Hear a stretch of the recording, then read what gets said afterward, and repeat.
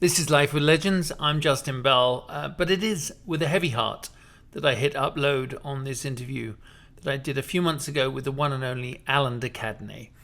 Alain passed away surrounded by the two people that loved him the most in early July of this year, and to be honest, the world already is a lesser place for his passing.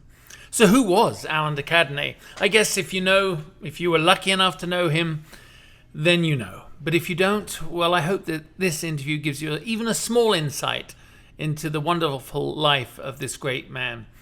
Just imagine a mix of James Bond, Austin Powers, and Chuck Yaeger, and you almost get who Alain was. He was definitely a swashbuckler of a man that really lived a full life and experienced more than most of us can even ever dream of. From being a photographer in London to racing his own car at the Le Mans 24 Hours, he did it all. Also known as one of the most informative and entertaining figures on the classic and vintage car scene, he had this crazy memory for detail that defied belief. And you'd stand there with your mouth open going, how did he know that? And many a tale that also will have you crying as you laugh. Alain was, at times, totally inappropriate, but always delightfully refreshing, and he lit up every room he ever walked into. There is a saying that we die twice, once that when we take our last breath, and again when our name is said for the last time on earth. Well, in that case, Alain will live on forever, as we will never stop talking about him.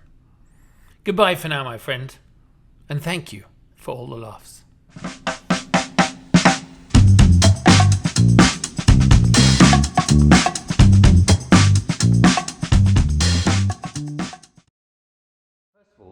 You're here, which is a pretty good thing. I thought we were going to be doing this by Ouija board. There was a moment, wasn't there? July. After I came off that I was on the chemo, did me in. I'd never been so fried in the brain and not able to differentiate between common sense and stupidity. Complete and utterly befuddled and off my trolley. But one gets better. That's the beauty, I think, of the human body, the brain especially. There's the brain is the very best thing to look after the brain. Sorts itself out. And when the brain's got itself functioning as well as it would like itself to function, well, it starts thinking, okay, we'll let you have your legs back now. You can have your fingers back. Whatever that thing was between your legs, well, you can have that back too, if you like. In your case, it's not really worth bothering about it. You know what I mean? Did you? I have my own little strokey thing in April, and everyone always says to you, "Do you have a life epiphany?" I don't know if you had for me, it's like life-affirming. It's not really an epiphany, unless you're living. I think if you live life wrong, Yes. It might be an epiphany. Correct. If you don't, it can also be life-affirming. I mean, people also go through that kind of thing and come out and go, they look at their wife or their girlfriend or their husband and say, I'm gone. This is, it puts it all in perspective, doesn't it? Well, I've often sat at dinners and got a bit bored, and I've turned to someone on my left and they sort of give you a smile, and then you say, can you let me know fairly rapidly what your working philosophy of life is? Thank you very much. I'll do my best to remember that. And then I turn to the girl on the right. I've been thinking about how important one's philosophy of life is to survive. What is your philosophy of life? No one's actually ever managed to explain to me what their philosophy of life is. What would you say yours is then? Mine is to experience as much joy, happiness and contentment as I can, whilst I'm capable of acknowledging that is in fact what's happening to me. Yeah. Because I see no point being on Earth unless you're enjoying your visit. Otherwise you might as well just be another passenger, which so many people are. And I think that if you can circumnavigate what looks to be in store for you, vis-a-vis your career or your relationships or whatever, if you can short circuit them and change them to what you do like, well, make you a lot happier. So I don't believe there's anything that we can't do for ourselves if we so choose. And you may have to have some folks to help you, when you're young, it's mum and dad or Uncle Billy or whoever you. There's always someone though, isn't there? There's always someone that helps. Nearly everybody has that person, maybe more, but everyone has someone. They love it. But People you love didn't helping. in the beginning, did you? No, I didn't. You didn't, My lot all ran off. Yeah. I mean, I don't think I was even fully born. I think they looked at my toes and thought, oh, God, no, we can't have that. They're curling over. He must be able to hang from a branch. Yeah, you see the down. toenails on that baby. And who mated who? well, you see, there's the thing. My mother disappeared immediately. Really, my father went back to France, where he came from. So your dad was in the Air Force. Was he in the military? Yes, he was in the French Air Force, Oh. and he came over to. Which brings fight. up all sorts of rude French jokes about fighter pilots. Well, I'm sure there are lots of French, and maybe they're justified, maybe they're not. But I have to tell you that I was astounded by the quality of French aero engineering that built an endurance racing car for my mate in Le Mans, who wanted to run his own all-French car. And he said, it's Alan, I don't know, I wish to have the all-French car with the all-French driver.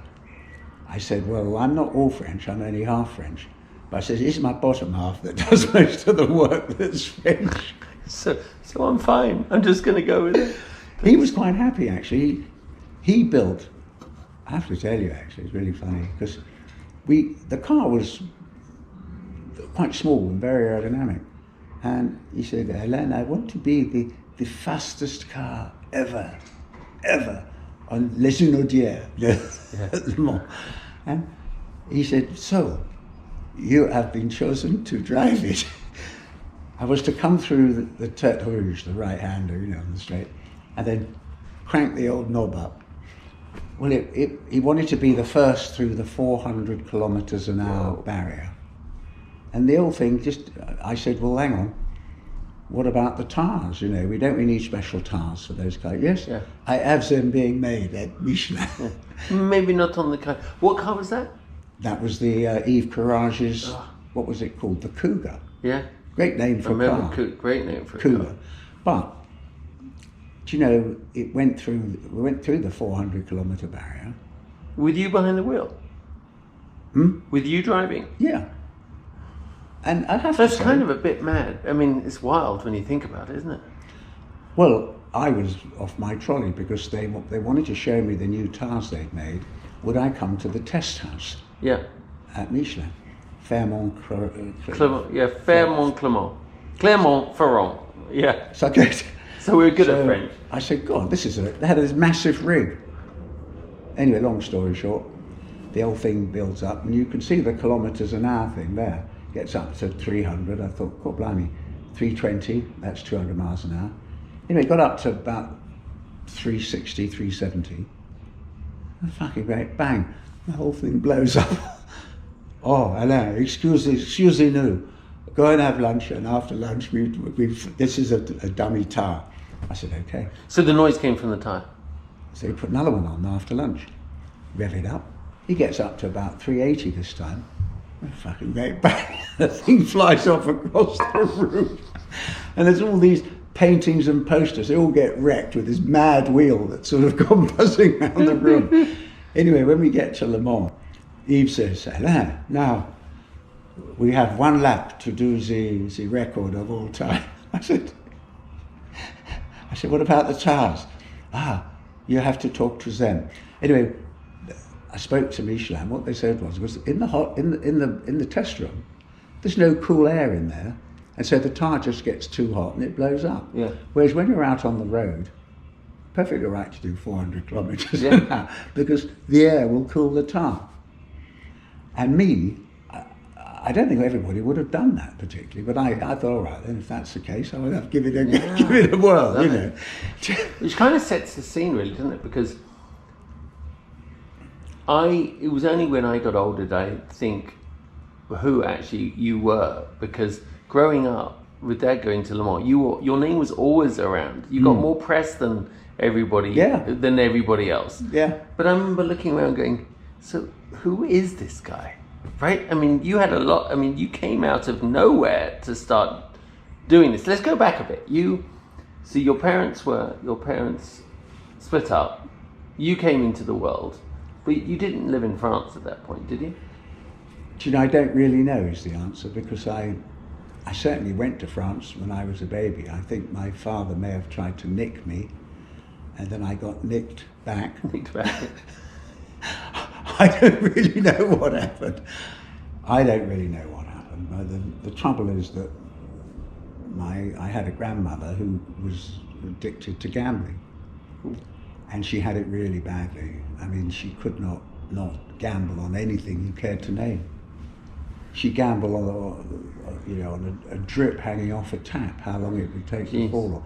There's two flies on the wall, which one's going to leave first? I mean, you can't gamble on anything, really. Couldn't help it. That's a funny thing. Because you've never been a gambler your whole life, right? You've been a gambler in life, but you've never was been... When I was very young, we used to go to sort of London casinos, but I never had any real money to spend anyway, particularly. I mean, if I lost 50 quid, that was serious. Yeah. But you saw people there. One old boy, he was the Lord someone or other. He lost a fortune at Aspinall's. I mean, a fortune. And they said, well, Lord, I can't remember his name, maybe Lord Derby, I can't remember.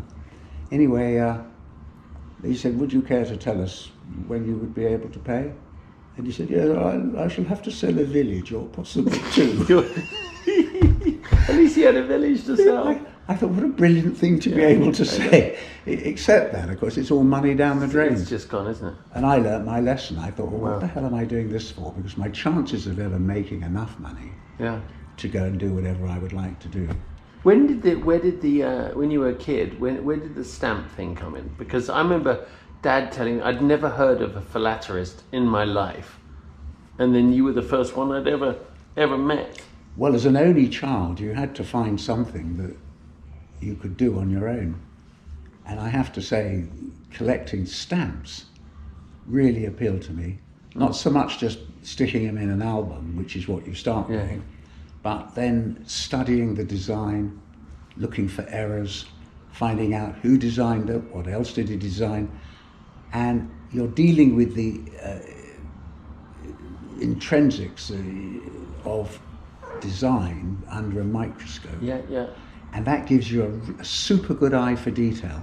You said to me once, that's probably why you're so good with the cars and the bikes. Yes. And the cameras, is because you spent all that time just like looking at minuscule detail. Keith Green, who was Brabham's team manager, and he was mine before that. He died last year, didn't he? He died this year, This year, was it? Oh, he died the other day, actually. He was a lovely man. And he was a brilliant team manager, and it was all down to detail. And he said to me once, you're the only person I've ever met who's got the detail for looking at a car and deciding that that's too close to that and that wants to be pulled back a bit or whatever. He said, that must come from your stamp collecting, surely. I said, yeah, I think you're right, because I'm so used to looking at microscopic images. Yeah. I look at a race car and you see things. Yeah. But then I said, so do you, because you've experienced it all before. Yeah. And we made a good pair. Yeah, and he was very friendly with Chris Craft, who I drove with a lot. Perfect. The beauty of Chris was, of course, that he was a professional driver. I was an amateur. But, I mean, the first year I went to Le Mans, which is 50 years ago now, I couldn't take the kink without lifting. And Chris said, Alan, it's easy, just put your left foot on your right foot and you won't lift. You didn't? I came in, I did, I lifted completely. And then he said to me, right, here's what you do. We wait till the next session, and I'm going to leave the pits. I want your nose right up my bum. As we leave the pits, we'll go down the first lap, warm up. Yeah. The second lap, he said, I'm going balls out down the straight. I won't be lifting through the kink, and neither will you. No. Will you? Yeah. I said, anyway, I'm going down the straight right behind him, and the Ferrari had geared the cars for 8.2 max. We pulled 8.4. And what car was this? 512. 512? Yeah. And that was cracking on a bit, but we went through flat. And I remember thinking to myself as we were going down into the kink, you've got to die of something. And I thought, fuck it, if you're going to die, might as well do it at Le Mans. Yeah. And I've only ever had that feeling that death is all right on one other occasion, when we had Stirling Moss at Goodwood and Mercedes sent 722, the Mille Miglia car, over. And it was for my birthday, funnily enough. And old Charles Richmond had managed to get them to send the car and the W196 Grand Prix. Anyway, Stirling's buzzing around in the thing, and he comes into the pits. And I said, Stirling, you look fantastic in that car, just like you did in 1955, Oh, I don't know about that, old boy. I said, what's it like though? How does it feel? Well, hop in, old chap, hop in, old boy, I'll show you. No. Anyway, off I go. Well, he rockets out the pits, but coming down the back straight, it's a left-hand drive. I'm looking at him and I think, Christ, we're doing 150 something miles an hour down here. What happens if his strawberry stops beating or something? Yeah. And I thought, I could see the headlines. Stirling Moss sadly killed at Goodwood with unknown stranger next door. And I thought, being driven by Stirling Moss in the car he won the Mille Miglia with in 1950. Wouldn't be a bad way to go. What a way to go. You would be welcomed in the next world with like fanfare, as opposed to a flute. God would say, well, we've been waiting for him for quite a long time, but now we've got both of you. I can't. Where's the car? It's funny, that car, 722, I was reading, Mercedes, it was their last drive in London. Did you see that last week? I saw the drive. The last what a thing to ever, do. with the mechanic that's looked after it for Mercedes Classic. It's too valuable to drive. It must have been quite poignant for anyone seeing it out on the street. The photographs. I would so love to have been there. That was in honour right of outside of Stirling. your place, probably. Well, interestingly enough, I know there is a replica that you can't tell the difference, sort of thing, of that car. They built one so that should anything horrible happen, it's probably the most exciting car to get your hands on in the world, or certainly one of them. So why is the Gull? What you ask anyone, a collector, any aspiring collector, for one car you'd have, and everyone has a 300 SL. Why? Why is it so? Well, you look at it, silver and lovely things. You lift up the bonnet and you look under there and you see a slant 8 engine on fuel injection in 1955. It's got everything. Yeah. Ticks all the boxes. And then you think of old Dennis Jenkinson, aka Jenks, sitting there like this, with his funny little hat and his map, rolling the map. And he invented that, man. For anyone listening, the two of them changed the landscape. Stirling with his preparation, right? I think he did a lot of miles. They were down there for a whole month. A whole month doing it. And Jenks with his rolling, scrolling map. Yes.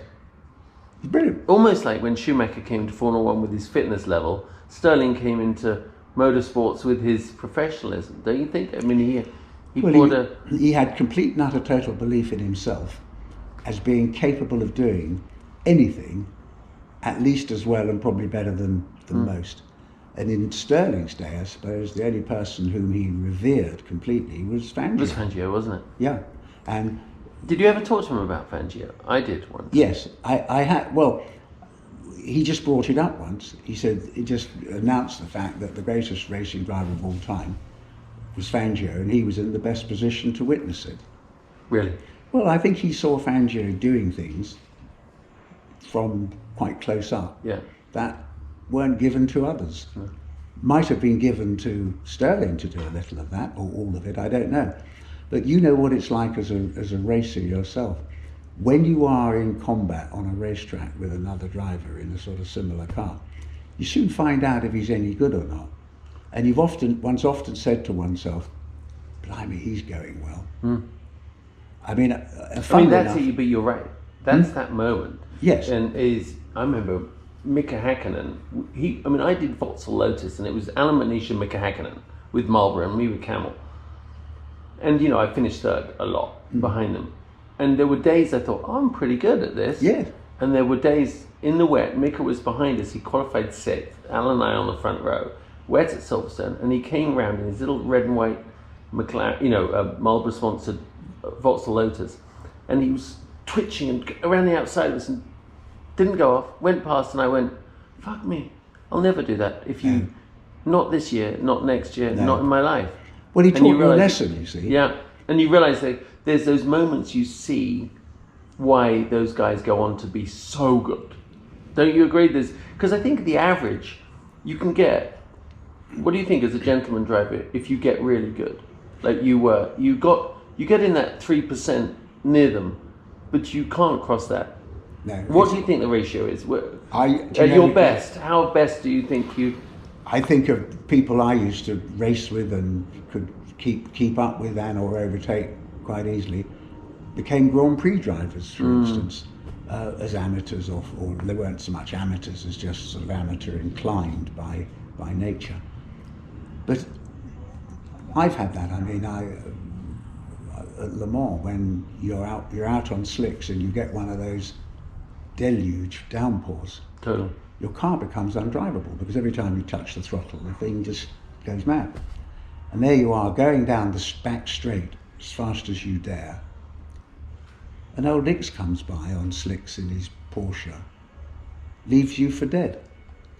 And I remember I went back to the Porsche pit when I got back in, and I found Jackie. Alain, what is it? I said, well,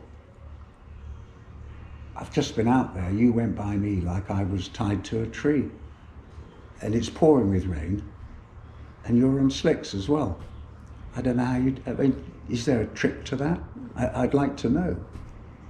Alain, there are those who can and those who can't. You're like, well, thank you.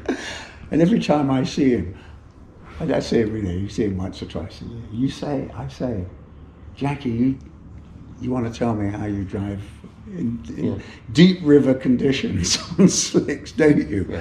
Yeah. He was good, right? I mean, Dad said he, driving with him, they were the perfect pair, but he, he looked the right, I mean, I hate to be so He's a film star. He looked like a movie star, didn't he? Like a rock star. And I can't keep my wife away from him. But no one can now. No. I mean, at Le Mans, I remember I was there with the Vipers. It's like end of the 90s. So 20 years ago, he was 20 years more handsome than he is now, and only mid-50s. And I was with Viper. I had my girlfriend at the time. We had all her friends and my friends, and he came and joined. Sorry, this is not part of my show. I remember at Le Mans, he came and sat down at the table at the Hotel de France. And we might as well, all us young studs, might as well have not even existed. I've never seen anyone take over with his smile and his charisma. And the smile's the thing. It's amazing. It's a film star smile. Yeah. He said to Dad this year at Le Mans, they were sitting there, and that's actually what gave me the inspiration to really do this series, was I'm listening to him and Dad talk, and I'm going, this is gold. Yes. This is something for sure. so Those special two, to listen. And he just looks at Dad and he goes, Derek, because we had talked about girls and racing. He goes, it is a good thing there was no social media when we were racing. And the big smile, and I was like, it probably was. Well, I very much am inclined to agree. I think that Jackie's established himself as of extreme importance to the motor racing movement as a sort of ambassador and father figure, if you will, especially with his history. I remember I interviewed Schumacher, obviously wasn't that long before he had that terrible accident. And when we were all finished, we did a questions and answer from the audience as well. And afterwards I said, Michael, I have to tell you, you are becoming a magnificent ambassador for motorsport. Yeah, you think so? I said, well, look, you had the whole audience eating out of your hand. And to me, it's such a shame that that horrific accident happened, because he could have been out there for the last few years. I know. Mixing it up He and would doing have a lot of good. I know. What you do on the racetrack is one thing, and okay, sometimes it isn't quite what it might be, and but once you've packed up, if you can be valuable to the whole motorsport movement, why not do what you can? Yeah. Because we've got to attract new people for the future, otherwise one day we won't bloody well have motorsport, and I can't do anything more horrible. I actually think we're going into the final, not the final, but the heyday of world sports cars, which is probably the next 5 years, with all these new manufacturers coming in with this new global formula, LMDH, between Le Mans. First time it's been unified, IMSA. But you think about it, it may be the last hurrah for, I mean, these are going to be very high-tech hybrids and all this, but the last showing for the internal combustion engine. I think that is, it's in a race to the end of its usage. I've got the feeling you are probably right, but I'll never give up hoping that I look at Gordon Murray's new car. Oh, yeah. I mean, Cosworth have done this engine, 5 litre, beautiful engine. It's so silent and lovely when it's running, and with the fan in the back and everything. Sort of analog cars, if you will, before we all go to electric. Which is, by the way, you drove it, didn't you? Or you got driven in it? I was in it. Gordon was in the middle, and Charles Richmond was on the left, and I was on the right. And it was a real treat actually to be inside the thing. And Gordon said, "Are you all ready?" Yeah, come on. Off we went. But he hasn't designed it specifically to sort of just do 0 to 100 in 3 or 4 seconds. It's built as a machine that can be driven very happily, quite slowly if you want to. Yeah. But if you want to give it some stick, well, you've got everything going for you to do that. Yeah. He is remarkable, Gordon, I have to say. I mean, ever since I first met him, and that's 50 years ago now, he's always amazed me. What I loved about Gordon when I first met him, I still do. He can express the most complicated technical things in layman's language, so people like me can understand it. And I always enjoyed that, because we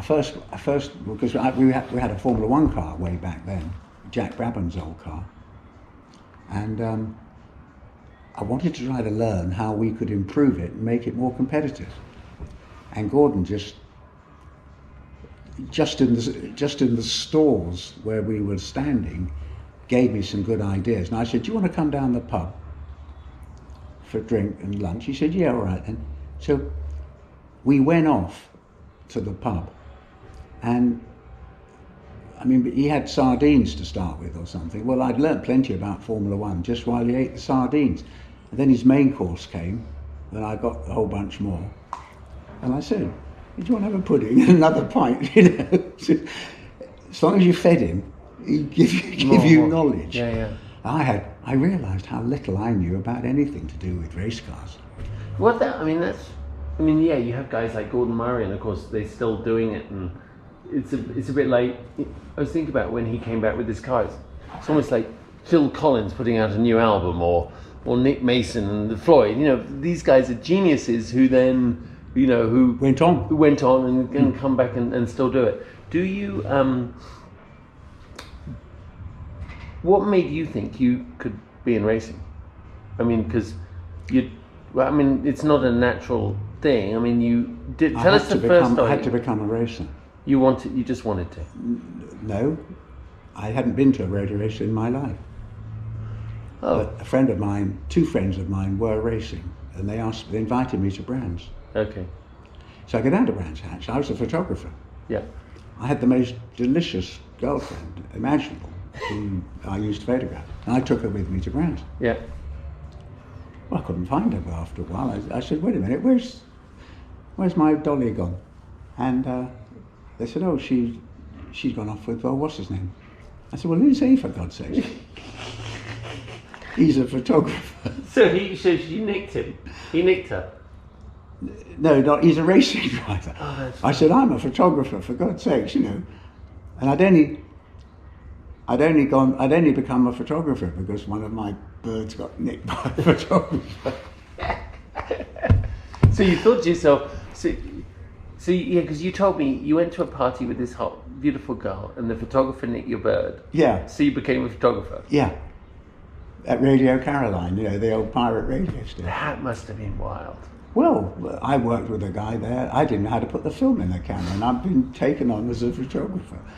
I was taken on as a photographer because a friend of mine had bought the studio off Caroline, and I was having a hard time because my bird had been nicked by a photographer. So he said, right, you're a photographer now. And I worked with a guy and who had we just did he had just done the first Rolling Stones album. Okay. It's way back.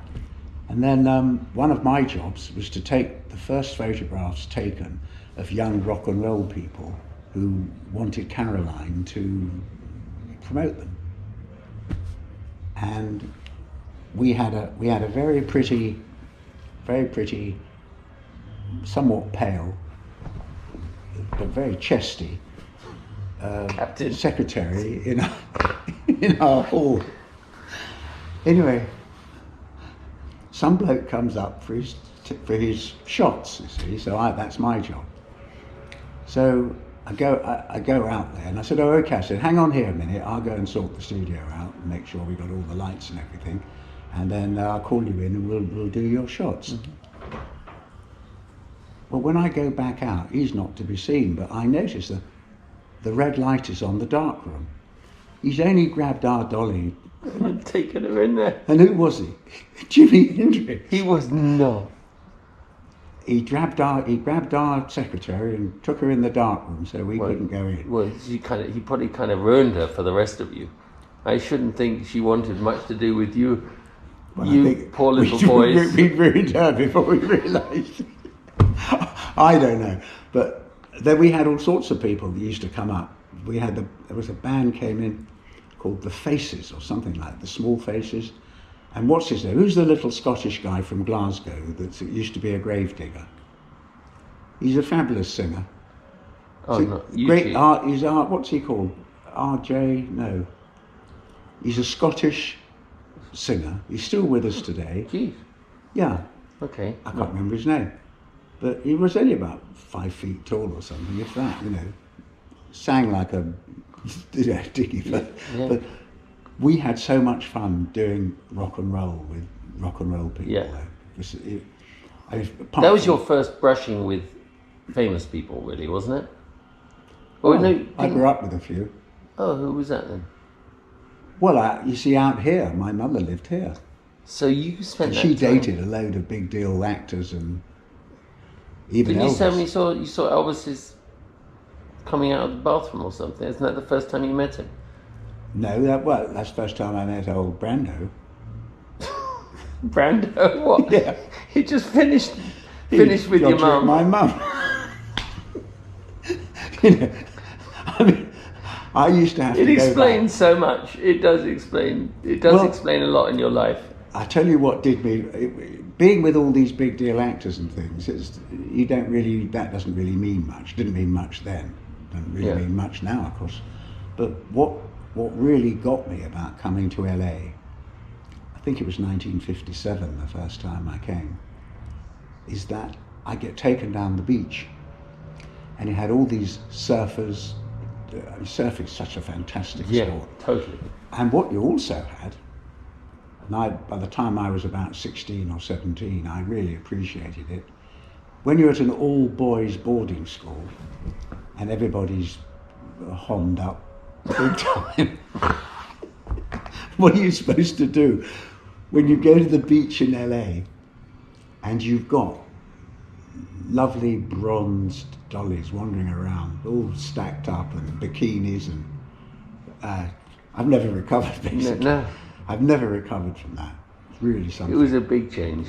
And I was madly in love with a girl called Rory Flynn, whose dad was Errol Flynn. She had a sister, and I was just completely utterly knocked down. She liked my voice. She said, "Oh God, you're English, you know, you're British, you know, you got a lovely accent."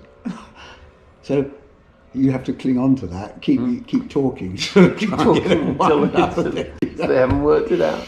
It was great, but then you see, you have to go back to these hommed up boys in your boarding school. So it was an awful contrast. I'd be crying actually when I got in the aeroplane.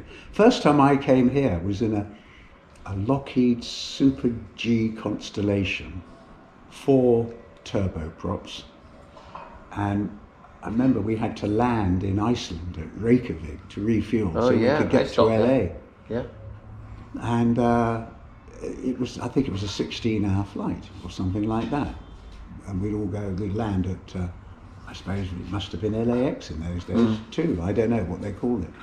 But when you come out of England and its boarding schools, well, you come out of England and its boarding schools and you arrive on the beach in LA.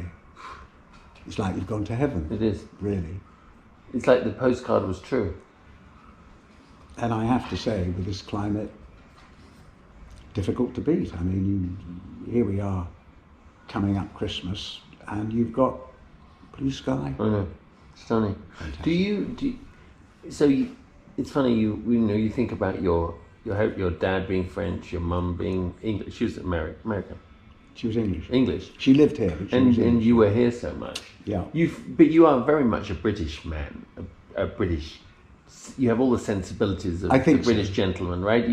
I think my humour's definitely British. Which works sometimes and doesn't work sometimes here. The great thing is, I think it works more often than not, because you can say things on TV and on shows that no one else can say. I remember I used to work, God, it's bloody brilliant out here, and the producers would handle it in the pit lane, and then if my American colleagues would try and say the same word, they'd be like, why are you swearing? Why are you trying to do that? We somehow get away with it. I think people expect us to be pretty foul and foul-mouthed. It's like those British people, they can't help it. Well, you see, I think that Yanks feel sorry for Brits because basically they're completely free to do anything and they earn good money to pay for it. And us lot, we've got to sort of go scrounging around at all fours to try and do what we do. But I think the thing I'm probably most proud of having is my all-British sense of humour. Yeah, because it did well for the TV, didn't it? You can always laugh at something. Yeah. And even in World War II, there we are being bombed to death and everyone's still cracking jokes down in the underground shelters and things like that. When there's a disaster, want to change it. The British, you wouldn't want to change it. When there's a disaster, the British really do come out with some crackers. We do. Deal with, I think they originate in like the city, right? There's some of the jokes or whatever. Yes. We really do cover our disasters with British humour. I love that. Well, we do, and even some of the worst things we've covered with humour. Well, some of the jokes that I know are so foul, I really daren't repeat them to Americans. No, you don't. No. And there's various 4-letter words that if you start using those words with Americans around, they get very, very annoyed. One word in particular. We can't use that word. No, I've noticed that Americans take severe objection to that word being said. And if you were to call an American one that of those word, words, it's the end of the story. That's it. It's the end of it. Is a showstopper. It's the last joke you won't finish. Did you? I was gonna say, because you brought with photography earlier, and I think photography. I was just thinking about how did Hollywood influence you wanting to take pictures? Because I know the photographer who stole your bird is one, but when you realise photography could be a way to capture the moment, was that a powerful moment for you? Very, because my father had been a photographer. Not that I ever knew him, but I knew he had because my mother told me. And strangely enough, my daughter's a photographer, Amanda, and Aidan's a photographer. Yeah, exactly. And he's a damn fine one too. Yeah, got he a good really eye. is. Well, so have you. Yeah, I always say to you, you've got a great eye for a picture, and you've large part framed it and got it the way you want it as you press the titty, and you've captured the picture. Or you might want to lighten it or darken it a bit, but you don't wholesale change the whole concept of the picture in an edit suite. And I've read on the internet, like everybody else, if you don't fiddle and diddle and edit your pictures, you can't produce a good one. Well, it's bullshit. No. There's no reason why you can't. I mean, I do, so do you. Yeah. It's funny because the other day, some pictures I took, actually that portrait I took of you, which goes with this interview, which we took a few months ago now, the three that are the best, it was almost no change at all. Nothing. I mean, and you kind of feel in today's world a bit guilty about that. You feel under pressure that you should change it because we have the tools at our disposal. But when you shot in film, unless you were a magician in the darkroom, you had to get it right. Don't fix it if it ain't broke. Yeah. You see, this is the thing that most people seem to do, especially with restoring their car or motorbike. They got to put some out of context fake finish on, multiple shiny coats of paint on, and they take their photograph and, well, what did we have? We had an enlarger, didn't we? Yeah. We were and you could make it bigger or smaller, and you could stop light coming through to sort of less develop that bit, which you seem to have made a mess of. But today, God, you bring that whole pickup, and if you don't like where that person is, well, you move them up here or whatever. Totally change everything. Totally change it. You actually can't believe your eyes.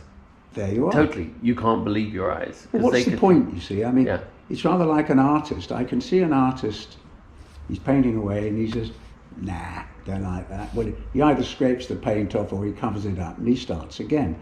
Well, that's all right, because that's all done by the skill of the man with the brushes or whatever he's got, paint knife. But us lot, if we don't have to spend another hour or two on an edit suite to enhance the picture, if I thought my pictures needed that much treatment, I'd rather go and take another one. Just take it again, yeah. Take it again, you know. What was your favourite picture you ever took? The one of Poitiers? Well, that's one of them, yeah. I was very proud of that. And I took quite a lot of photos. Some of these rock and roll pictures were pretty good too. I say pretty good. I mean, considering I couldn't even put the film in the camera when I started. And Nicky Wright was the guy who who worked in the studio with us. He was a rock and roll photographer long before I ever was. It's a strange thing about being proud of your own work, though. I've taken some overhead shots of cars where I just got the whole thing into the frame by manipulation, and I was sort of quite proud about that sort of fact, that I'd actually managed to fit it all in, armed without anything, didn't even have a tripod. I've taken some very good photographs of Aidan, my youngest son, who was always very good to photograph because he quite liked being photographed. Yeah. I mean, there's And he's a even handsome pictures boy. of him up around here, I think. But I like using those very early cameras I've got, those old Leicas. Yeah.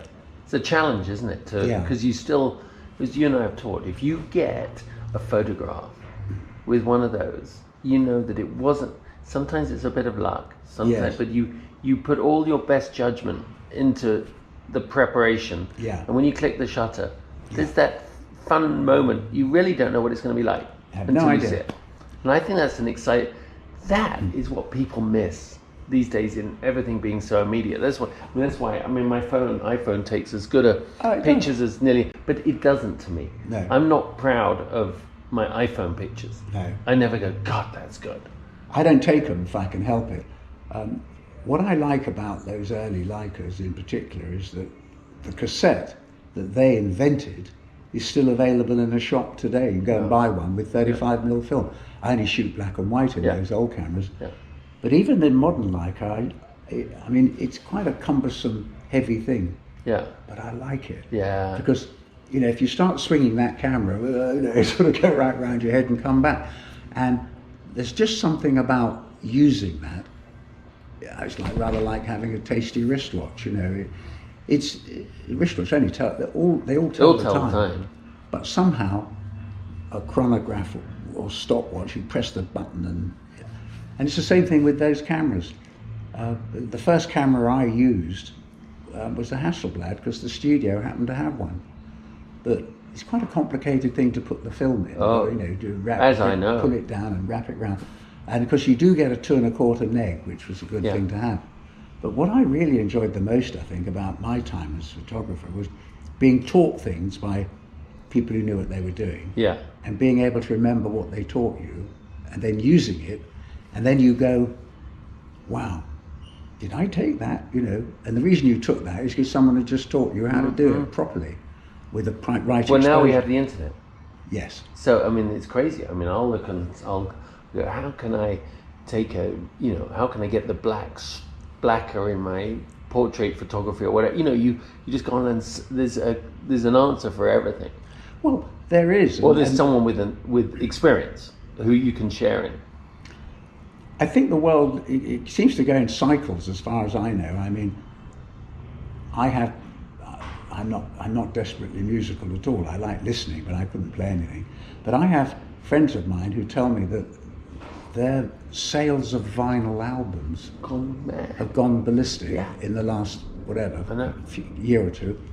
And what I quite like is it's the same thing with the old cars, I suppose. I mean, you look at the skill with which cars that would rot away normally and never be seen again are restored into sort of almost concours specimen of car.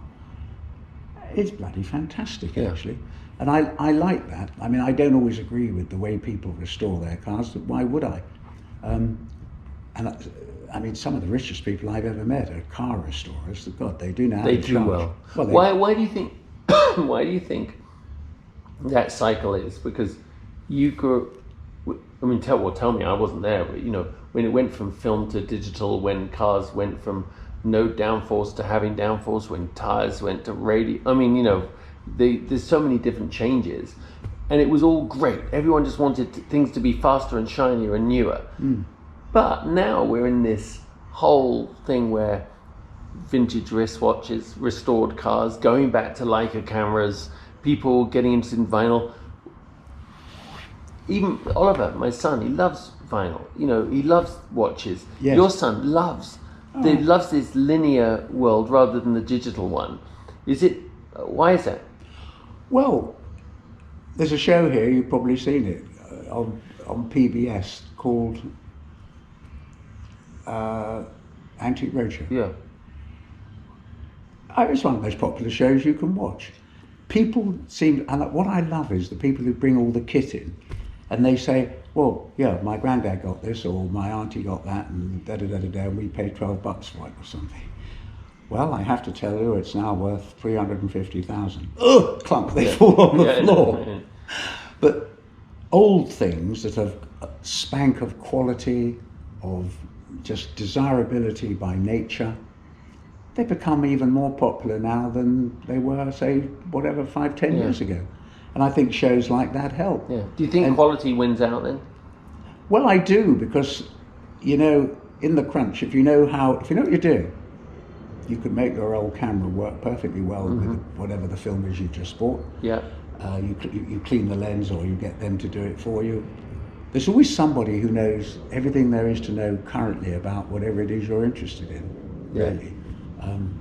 And what I like is just picking up knowledge when and where. Yeah. And that's it. And if I see anybody doing anything, if I see a craftsman doing anything that I think is pretty significant, laying crazy paving out by your garden or whatever, I want to watch him and learn how he does it and ask him questions.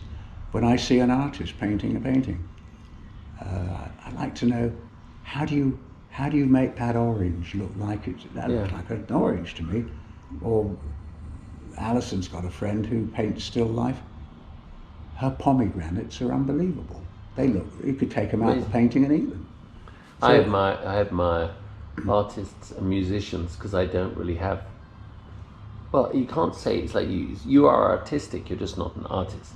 you create stuff. You had those great shows on TV. You love your photography, but it doesn't. I think it can come through in many ways. It doesn't mean you just have to be an artist. You know, good at drawing and painting. Well, look, an actor who knows what he or she is doing is. Did you ever want to act? That's it. It's an artist. Did you ever want to act? I did. I've had me walk-ins on a movie or two or three. Wow.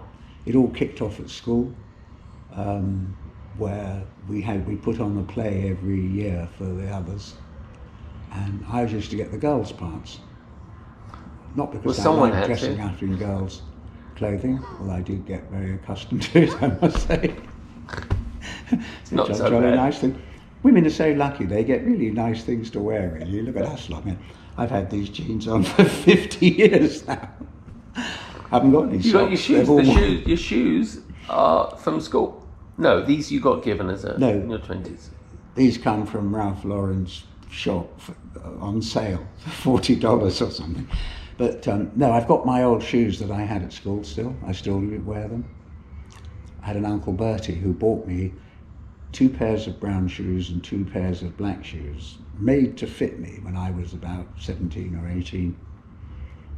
And he said, a gentleman must have shoes that fit him perfectly. There's no excuse.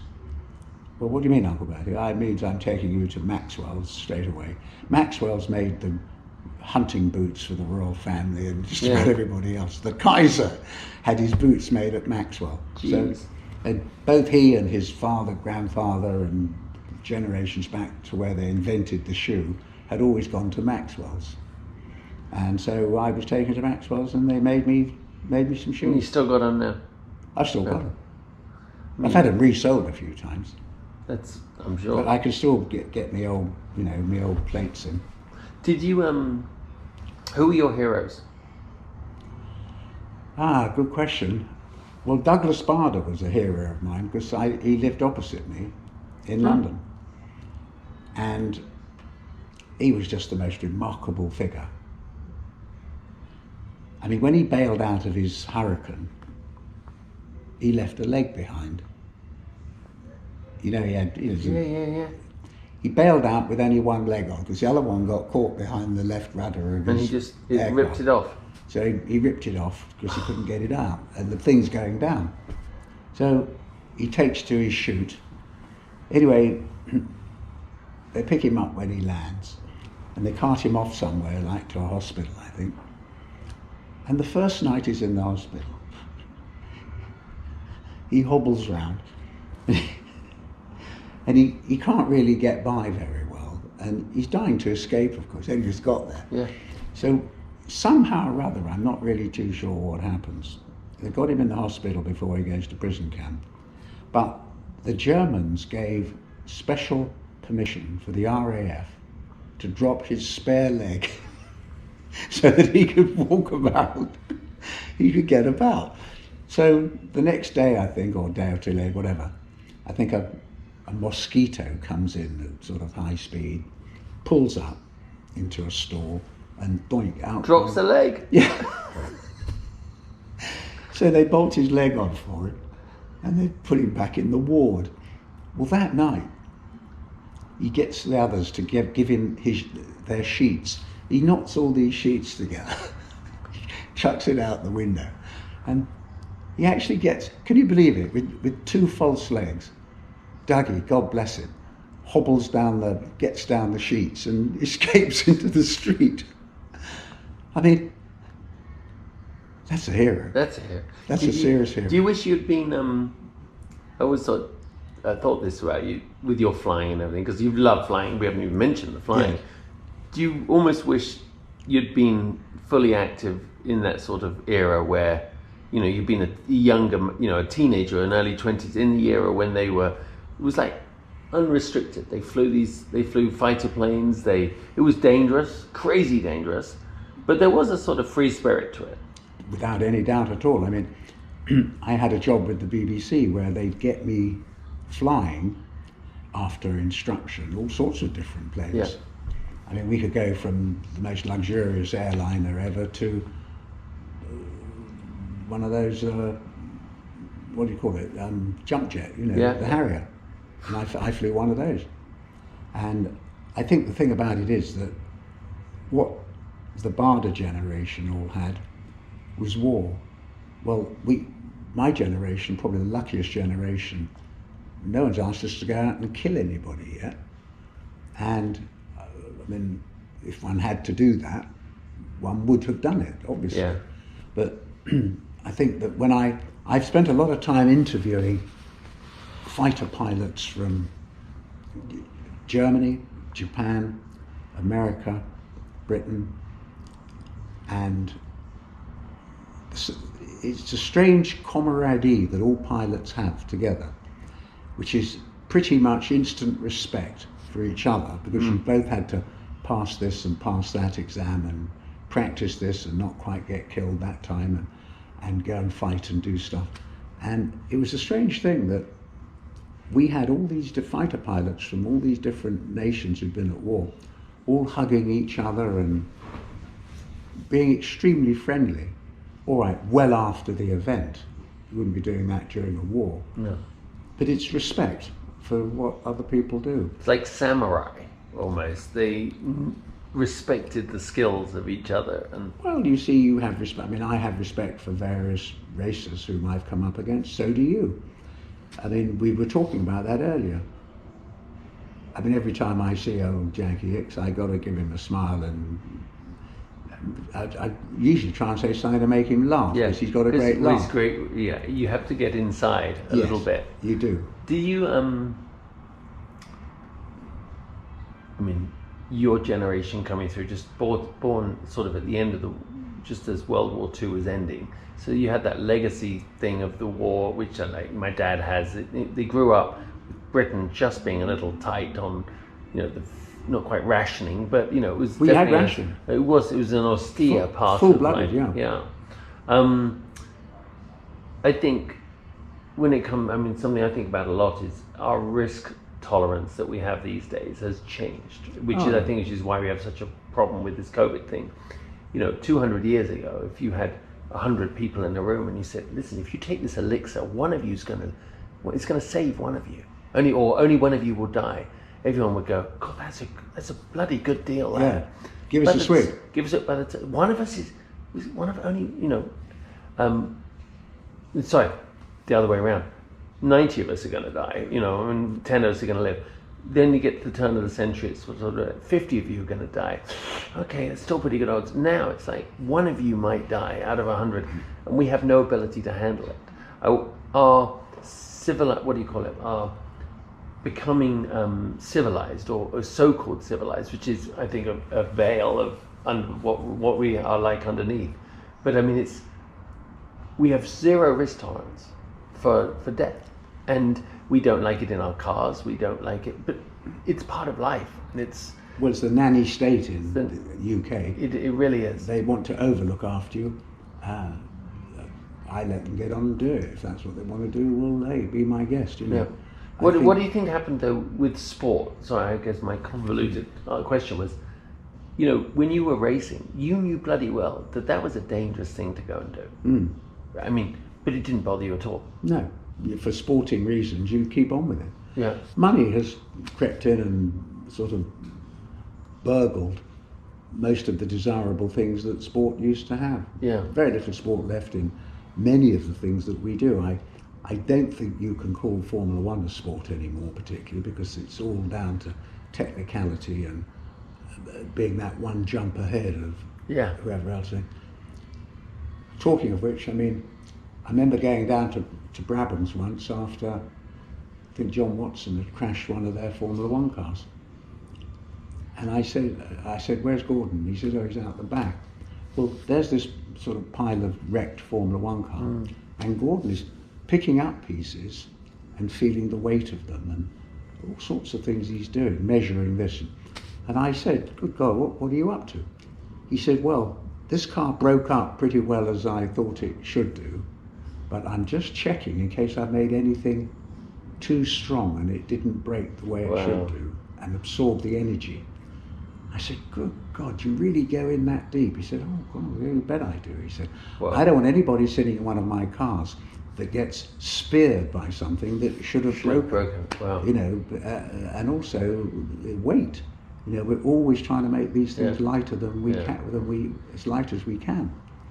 And again, it's another object lesson for someone like me, because I never built anything to be as desperately light as it could be, but I built it. I mean, I remember that first car I built, Gordon's first car that we built for Le Mans, that he designed for me. Well, it was underweight, weighed under 600 kilograms. There was nothing of it, really. No.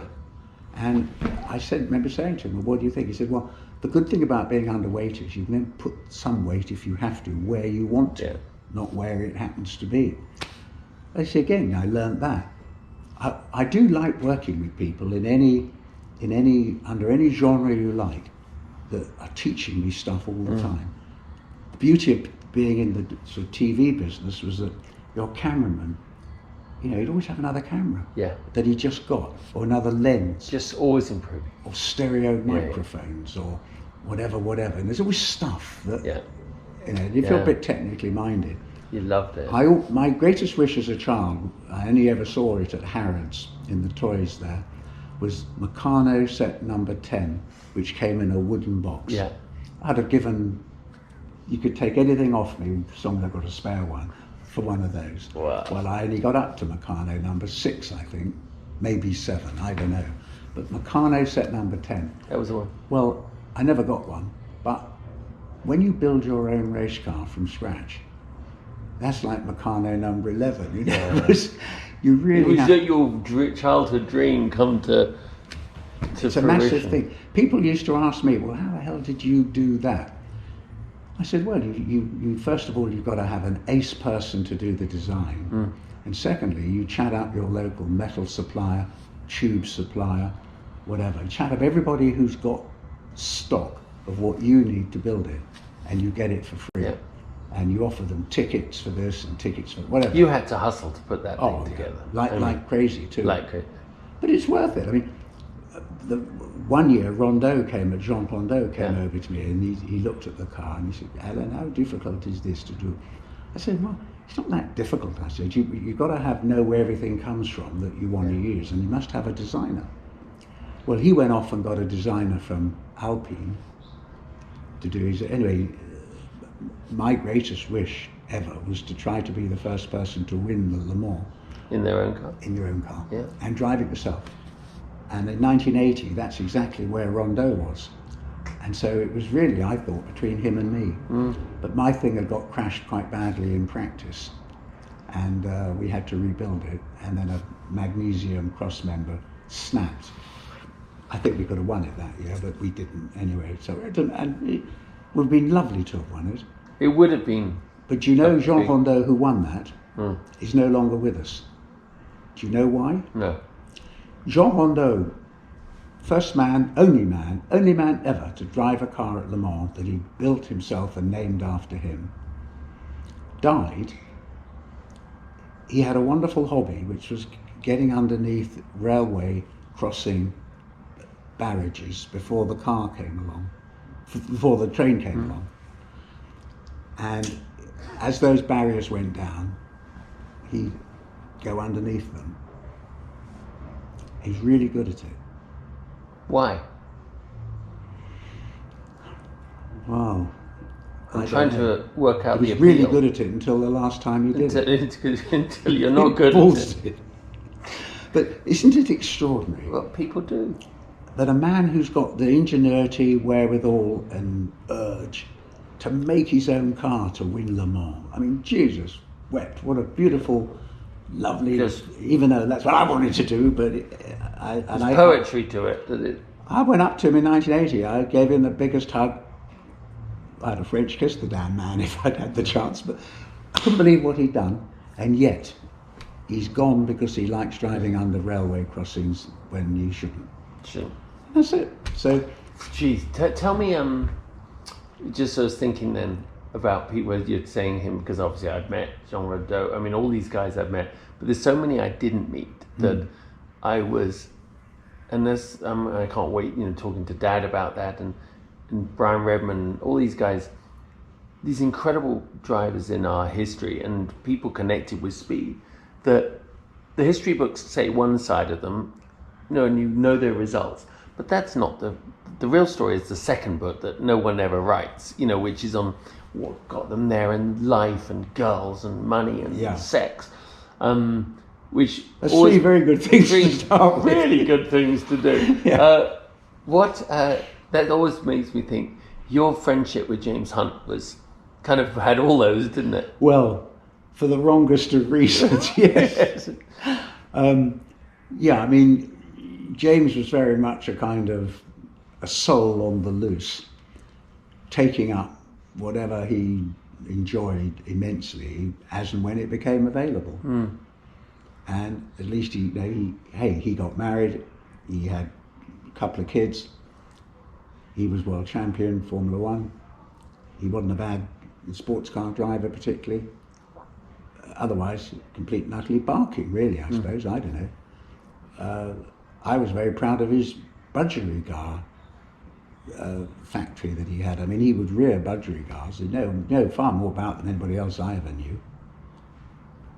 And yet, you see, I think on the other hand, he, like a lot of drivers who had achieved the greatest accolade in motor racing, I know for a fact, often felt that maybe he didn't really deserve it because old Niki Lauda was not well and all this sort of thing.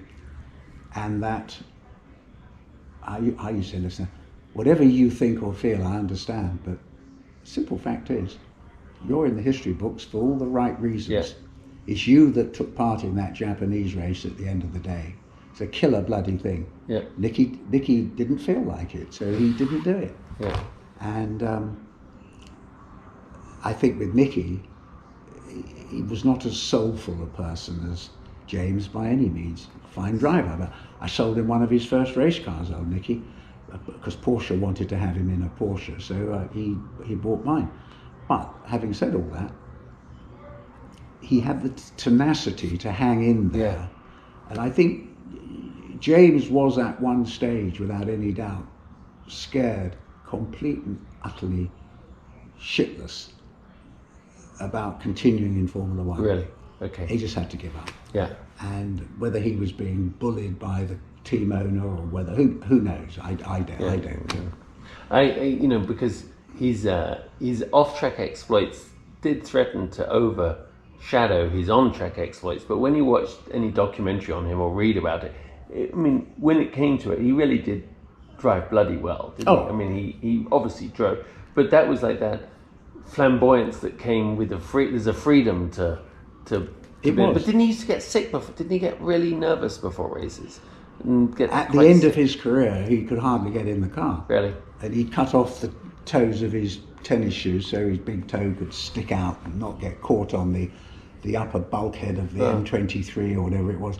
It's a strange thing with race car drivers, how normal-ish they all are away from a racetrack. You can't sort of look at a room of people and say, well, he's a racer. No. You wouldn't know. But once you get them near a racetrack, look at Ronnie Peterson. I mean, he's one of the calmest, nicest, gentle people, really, I ever met. Put him in a car. Straight on it, yeah. And I think, as you know, there are no ifs and buts really at all in motorsport. If you want to win, you've got to do whatever's necessary to do it. I think Lewis's efforts in Grand Prix racing at the moment are amongst his very best of all time. Yeah. Exceptional, I would say, that he's just quite coolly and calmly going about his job the way he knows how. Even like he didn't celebrate the last win because he said he was still focused, muted celebrations because he wanted to focus on beating Max. Money is not the issue. He's got more money than God. He's won everything. The crazy tally of wins. And yet that's the amazing thing about whether it's Roger Federer, whether it's any of the top athletes in the world, they still, Tom Brady, they push at a level. Yes. Because everyone when they're younger thinks it's all about the money, but when they've got all the money, they've got all the titles, they've won everything, and they still push that hard. Well, that's true. You see, Churchill understood that because you look at his hapless task trying to win World War II, if you will, on behalf of Britain. Pulled all the strokes he could. I mean, becoming such a good friend of FDR, stroke of genius, really. They both did each other a lot of good. And when you think about it, I mean, Churchill was asked on many occasions, I'm sure, but on one particular occasion, Mr. Churchill, what is your policy for continuing the way you do with handling the war? And Churchill said, KBO. KBO is what I do. KBO? Keep buggering on. Brilliant. And actually, that's what Lewis is doing. Yeah. When Lewis was down a few weeks ago, KBO. And Max had better be KBOing too if he wants to keep up. That's it. I mean, you KBO, I KBO, we all KBO. Like Churchill. I think too that if you ever relax about anything that you haven't yet done that you know you want to do, you'll never do it. Yeah. And I think of things that I always wanted to do. Well, I've done quite a What's few of on them the actually. list? There's not much left, is there? Well, there's not enough. There's not much left until I turn round a corner. There it is. Yeah. Got to do it. You know, must be done. I mean, I've taken up fly fishing in an amateur sort of way because then I can go out with Aidan and toss a fly in and maybe disturb a trout trying to have some peace. I don't know. And I've caught one. We went out the other day we had a few days holiday, and I caught a thing called a whitefish, and it's within a few ounces of the record for that type of fish. And then we caught some trout, some big old rainbow and some brown. I'm not really a fisherman, but I like doing it. But I mean, Aidan's got the most magnificent cast. So you go, woo, and out it goes. And he can stick it on a lily leaf 25 yards away, sort of thing. I can't do that. But it doesn't bother me, because as long as the fish are biting, and I can sort of, reel one in. There's all sorts of things I still love to do, and if I get the chance of doing them. Do you get? I go pistol shooting to a range with Aidan, and it's good fun. I can still do that. Yeah. I think as you get older, you do things not so much because you're expecting to win anything particularly, but if I do a lap round Richmond, that is the same sort of in say that car, and it's the same time I did a few years ago. I'm quite happy that I've still got plenty of marbles left. Yeah. I'm not completely decrepit. Not quite yet. And I look at sometimes how much fuss and how much money drivers spend on cars to go vintage racing. Good luck to them. I mean, well, it's their money, do what they like with it. Personally, I've never really felt that about vintage racing. I mean, if you're in something that might win, well, try and win it. But I wouldn't want to give myself 50% more horsepower to win at Goodwood or something. To win at Goodwood, no. Yeah. It doesn't bother me that much. No. Do you, I mean, I talk about it with Dad, but it's like you've felt all your life pretty invincible, probably. You've got away with some crazy shit. You've crashed cars and fallen off motorbikes and flown planes, and you never crashed a plane now. Not yet. Don't do that. Afraid that has happened. Yes. But you do all these things, and there's so many people who were your contemporaries who never got, who aren't around. No. They didn't make it through. No. And now here you are. It's almost like every one of you who made it through those crazy years, and also all the rest of your craziness in your life, you get to this point, you realize almost out of respect for the people that didn't make it, you have to keep pushing on and having a good time. Well, I have memories of people I knew when I was, I don't know, like working in the City of London, went onwards and upwards, became big CEOs of corporations. And some of them are still out there making untold sums of money, but their life is the making of money, not necessarily the spending of it on anything particularly useful, helpful, or that makes a contribution. And you have to have a certain amount of admiration for people who will settle for that. Yeah, totally. My attitude towards it is, I mean, if you can earn good money to use for good reasons and make other people benefit from your good fortune, well, nothing wrong with that. Money was never your motivating factor, though, was it? No. Totally.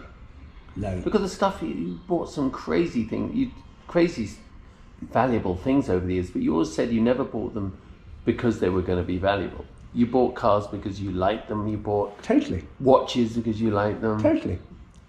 You know, it's an interesting thing about how every old car I ever bought in the old days, well, you'd be lucky if you got your money back. And you normally didn't. And I've got some receipts that I found the other day in an old envelope. I was buying an MG TA 1937, 19 guineas. And I think it got sold for 10 because I seem to have lost 2 of the wheels or something. I don't know. But I look at my old Speedmaster wristwatch that I bought in 1968 or something like that. I can't remember now, but it's got something on the dial that's unusual. Well, I've still got it. Yeah. And it's a wonderful old thing. It's the only new wristwatch I've ever bought. I've never really bought a new car in my life to drive on the streets. I say never nearly. I mean, I did get, when I had the race team, Mercedes let the team have a car at a very friendly price because they wanted them to be seen. Yeah, driving around. Out and us lot driving them. But otherwise, it wouldn't really bother me, you see. I mean, if you can't help the price of things go up or go down. I mean, it's got nothing to do with me or you or anybody else. That's what happens. What does sometimes quite annoy me is where you get some unscrupulous people, dealers and the others, not all of them obviously, but 1 or 2 of them, who fabricate stories to make it more valuable artificially. This is the only Corvette they only made 4 Corvettes in this pink colour, and this is the only one that's got radio delete on the original bill of sale. Well, bugger me, who wants a pink Corvette without a radio? But somebody will pay more for that than either a pink one with a radio or any other colour with a radio or whatever. It's amazing how, you're so involved with that collector car market, and you go to the events like we were at Chattanooga and things. If you had had if any one of us had a crystal ball, I mean... That's all you had to do. It's all you had to do. The same with houses though, you see. You look at where pretty dingy, unwanted, irrespectable houses have gone up in value or in price.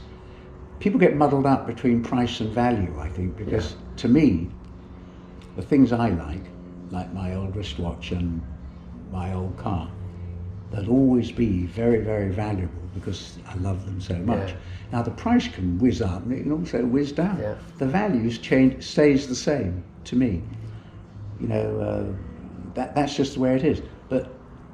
And if somebody else sees value in something or sees a high price in something, good luck to them. I mean, that's their privilege, their funds. I think it's wrong to tell somebody, oh, what the hell did you buy that for? Are you mad? The answer is, yeah, probably, but so what? What's it matter? You know. Did you, when we go back in time, I just want to go back to, I was just thinking about all those drivers and James, and James didn't die a tragic death on a racetrack. He died a slow, painful one, James Hunt, but... Well, it wasn't that bad, you know. He was having dinner downstairs with his new girl, and she'd made him stop drinking and doing other things he shouldn't be doing.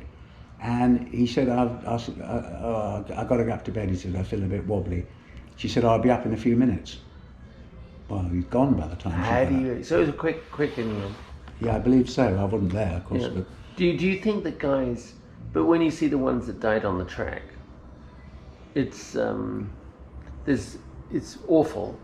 But there's a sort of exclamation point on their purpose in life when I'm not trying to romanticize dying in a crash, but I mean, it was. I mean, whose book was it when they were talking? I think it was Bernie Ecclestone talking after Senna had died, and I think it was one of the drivers in the paddock, and he comes up and goes, "Why are you, you get back in the car?" And they're like, I can't, and it's like, because of, Roland died and, Yes. Eden died. It's like, well, they died right up to the minute that the lights went out. They were doing exactly what they wanted to in life. And I'm not saying no one wants to go that way. No. But there is something about being shot down in a Spitfire or dying on, at top speed, in a motorbike, or being in a car race and being the best in the world, and it all ending. They're spared all the rest of the bullshit that everyone else has to go to the end of their Well, it's life. like the captain of the Titanic. He's on the bridge and the boat's going down. Yeah.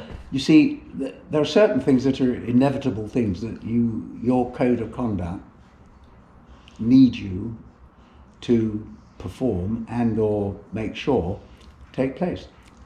And I rather think with racers, it's exactly the same thing. Nobody wants to get killed in a bloody race car. And I mean, your dad's told me about Beloff. Oh, yeah. I mean, it was going to happen. Beloff himself, I think, must have known it was going to happen. Well, of course it did. I think that, what was he called? When I packed up racing, I was at Le Mans one year. The last year I did it, 80, whatever it was, 5 or 6, I think. And what was he called? He was an Austrian driver. He was in a Porsche 956, I think. They said he was killed with a broken neck on impact when his gearbox seized. I had the same engine and gearbox in my car, and it worried me because I had seen the accident and he was inside the car trying to get out when it caught fire. Oh. He wasn't killed on impact with a broken neck at all. But the press said that because they don't want the public to pick up on the fact that you could die the most horrible death imaginable. Yeah. And I've certainly had a few of those happen around me. Not the least of which was poor old Pedro Rodriguez, who I was very fond of. I always thought Pedro Rodriguez was as interesting, capable, able, and as joyful bloke to spend time with. He was a really, really funny man. Yeah. And extraordinary driver, and very fond of my first wife. And I've got photographs of them where she's standing there. Because she was quite well built. These eyeballs look like boiled eggs with M&Ms on, staring at her chest. She'd have a big chest, mind you. That's funny you should say it, because I always have this, if you take it back down to the cavemen, right? There's you and I, or we're cavemen, and what do you think made the caveman run faster? Was it the fact that maybe they were escaping?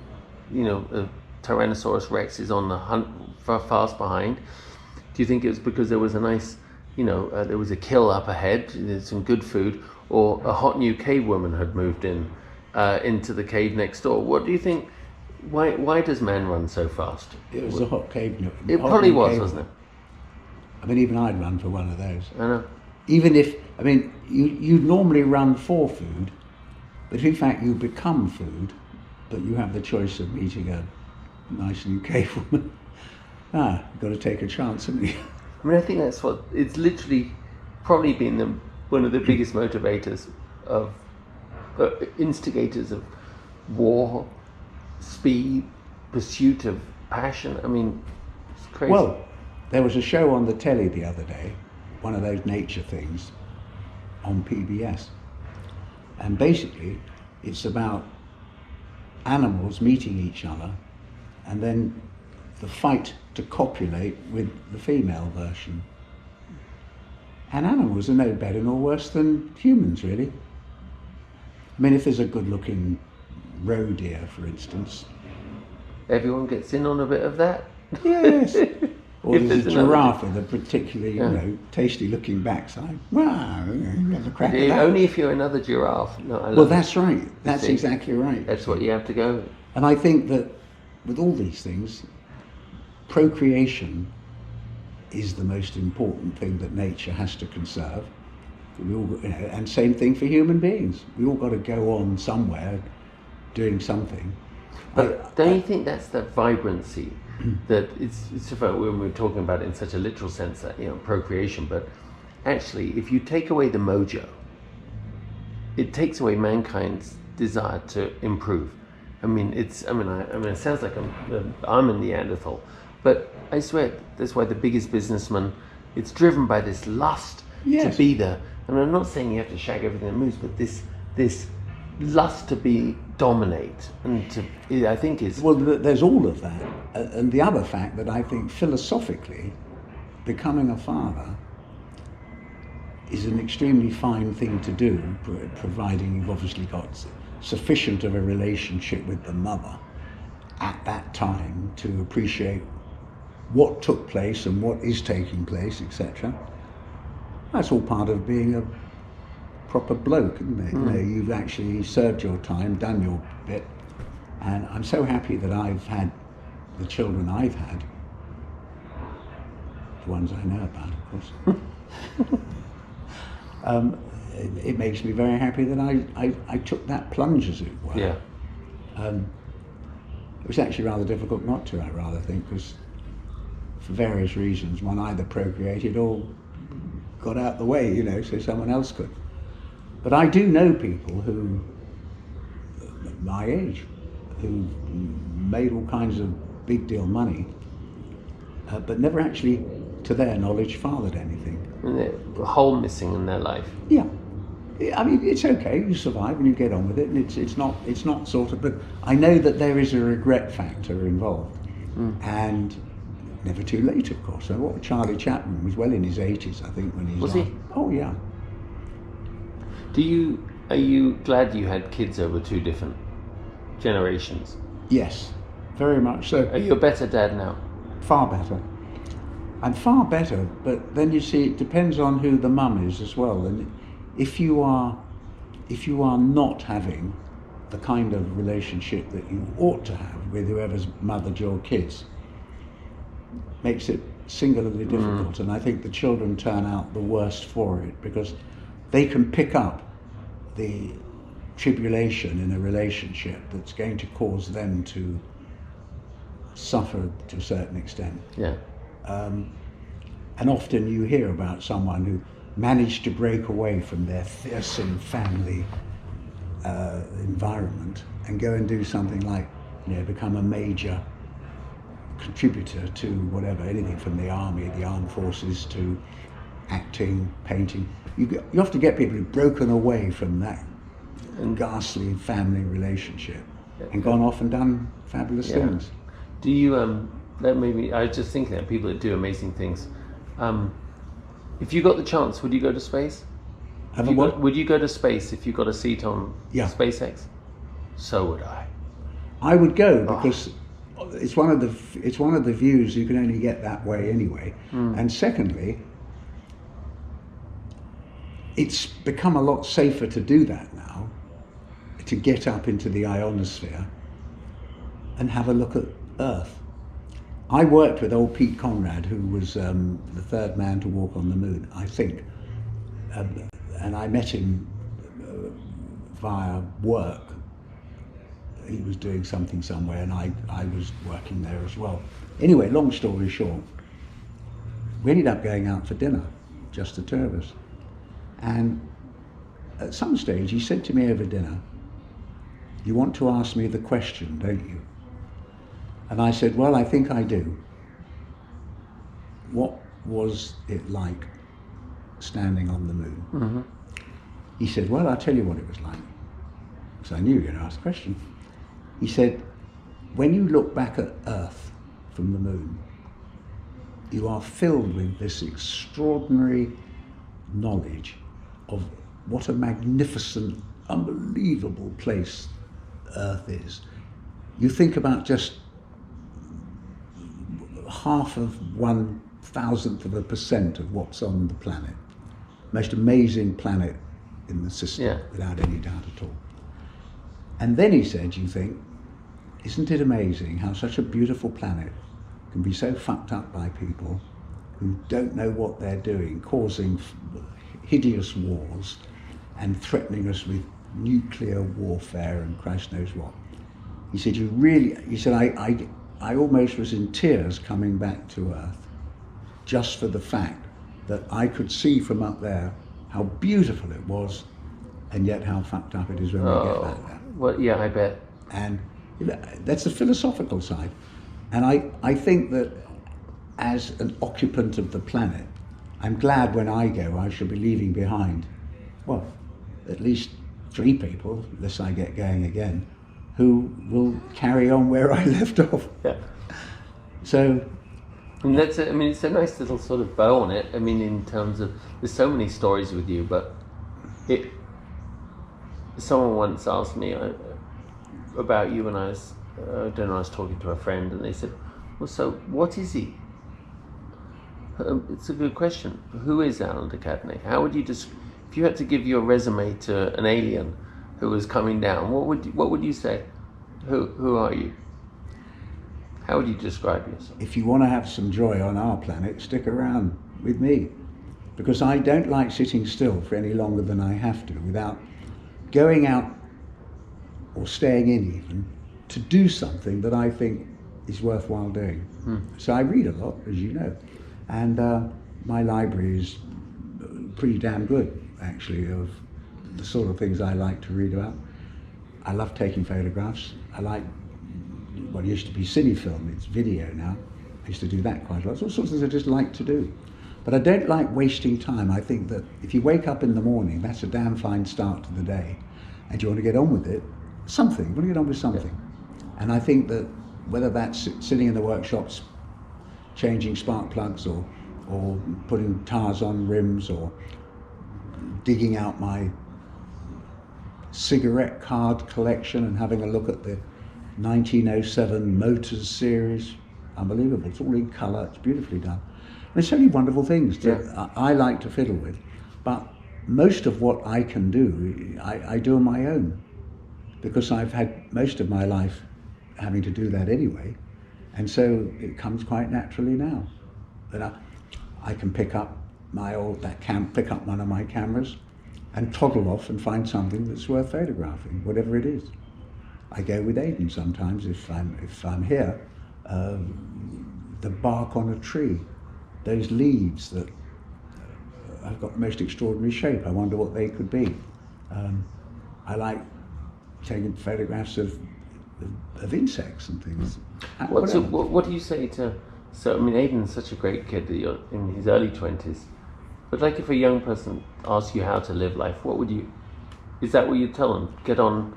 Do things you enjoy, either on your own or with people whose company you respect and you can share with. That's that simple.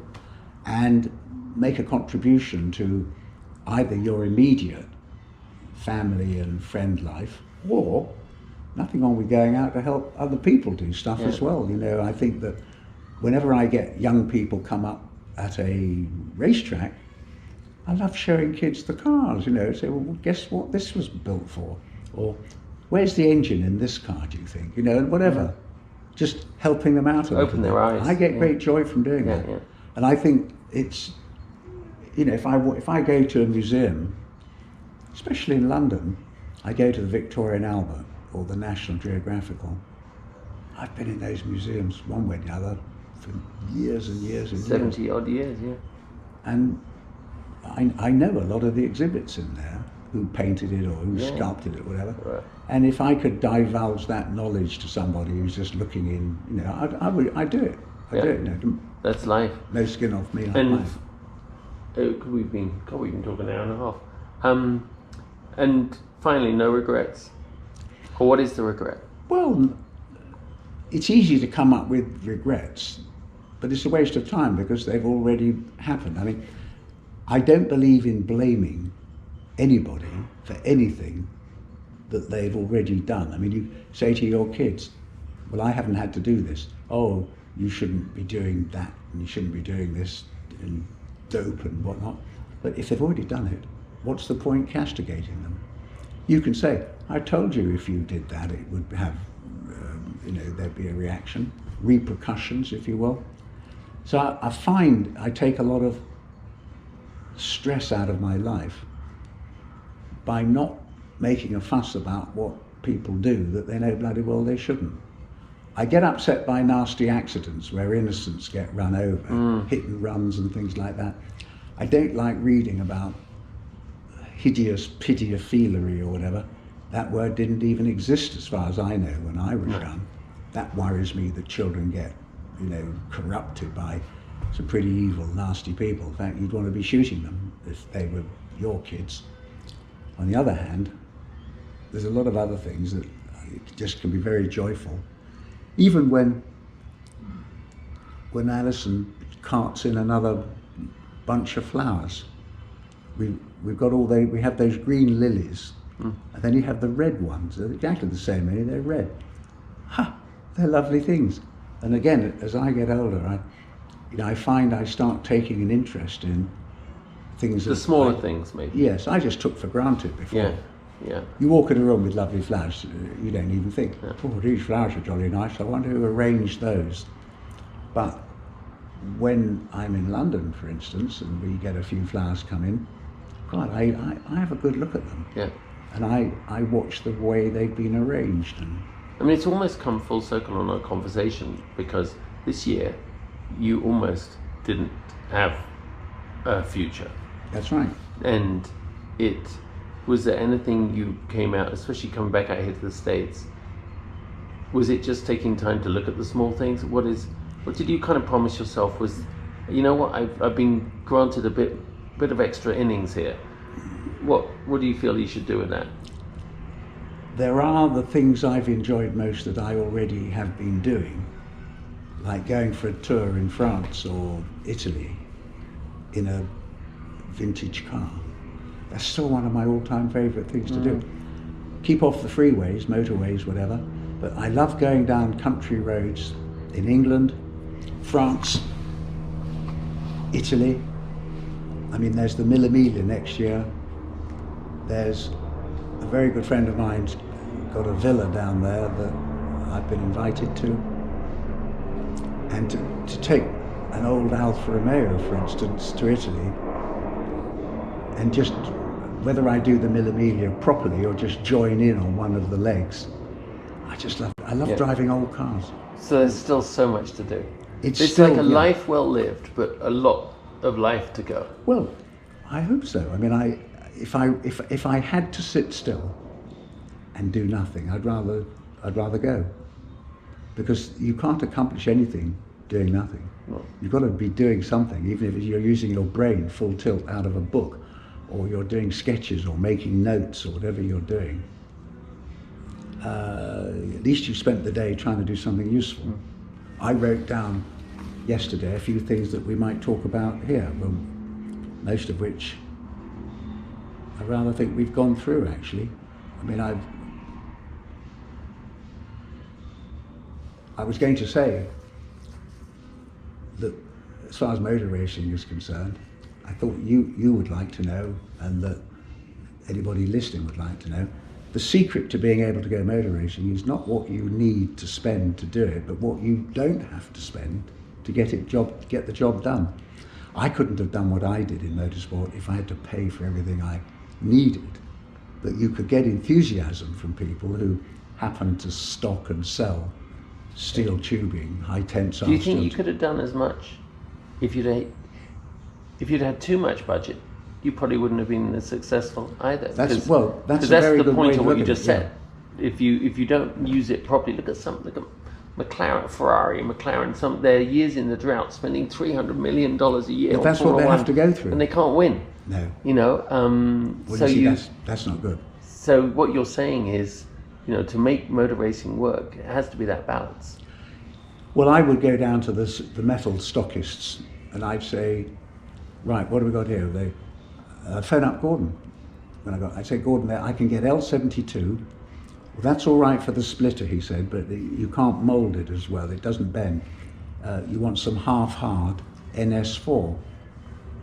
This is all from, what, 50 years ago. I know. Jeez, how do you remember? I can still remember the... Yeah, the gauge of the If you metal. asked me earlier, what are those metals, I couldn't tell you. Yeah. But Gordon said, make the splitter out of L72 and do the bendy bits in half-hard NS4. So I go back to the warehouse, I said, could I have 2 sheets of 6 feet by 4 feet of NS4? And what have you got in L72? Well, we've got that in the same size, or we've only got 1 sheet. May I have that, please? And they'd appreciate that you knew precisely what you wanted and what you wanted it for. And you'd be given it. And same for the tubing and stuff. Well, that saves an awful lot of money. And even with my first Le Mans motor, I had built a McLaren Can-Am car 3-litre prototype. With McLaren, he'd done the drawings for me. And then, of course, he came down to test the car at Goodwood. Yeah. He loved the car. I said, great. He said, yep, it turns in, it brakes, it hand. I said, great. Will you drive this car then for me with Chris Craft at the Brands Hatch 1,000 kilometres? And he thought about it. He said, no, I don't think I will, he said. Well, why not if it's such a good car? Well, it is a good car, he said, but it's like a Can-Am car with a clockwork motor for me. And then 3 weeks later, he's testing his Can-Am car, and the back flies up, and that was him. But the motor, it's interesting because I'd gone down to see old Phil Kerr, who was his assistant, and I said, I need a DFE Formula One engine. He said, okay, I'll let you know. And then he said, right, we have got an engine sitting in one of our show cars that Bruce won the first McLaren Grand Prix, the Belgian Grand Prix in 1968. We've got that engine. Now, the cost of rebuilding these engines now is much more than it used to be, and we're very keen for our Can-Am engine builder, John Nicholson, to build a DFE for us to see how good a job he can do. If you're happy to have this Formula One engine rebuilt by John Nicholson for you to use at Le Mans, and we can keep tabs on how well you go, you can have it for $3,000. And I said, a lot of money. I said, okay, you're on. So John rebuilt that engine, and we did practice in Le Mans in 72. And then I went and did the 6 hours at Watkins Glen with practice, and then the Can-Am at Watkins Glen. We had 35 or 6 hours on that engine running. And old Keith Duckworth, had sent me a telegram saying, I hear you're going to use one of my engines at Le Mans. Don't. It's only built to last 1.5 hours. And you will do our company no good at all. He said that? That's what he said.